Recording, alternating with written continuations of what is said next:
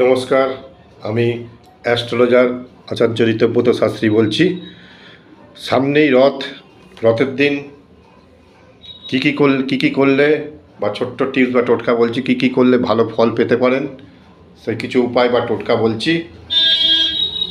রথের দিন বাড়ির সামনে দিয়ে যে কোনো ধরনের ছোটো বড়ো রথ যাক, তার দড়িটা ধরার চেষ্টা করুন বা দড়িটা ধরে একটু টানুন, জগন্নাথ দেবের আশীর্বাদ পাবেন। ওই দিন সকালবেলা ঘুম থেকে উঠে গঙ্গা স্নান করলে ভালো ফল পাবেন।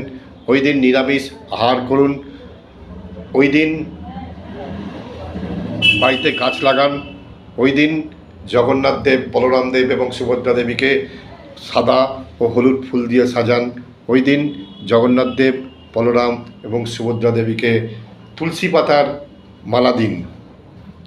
এই টোটকাগুলো বিশ্বাসের সাথে করুন, ভালো ফল পাবেন। ভালো থাকবেন, সুস্থ থাকবেন, আনন্দে থাকবেন। নমস্কার।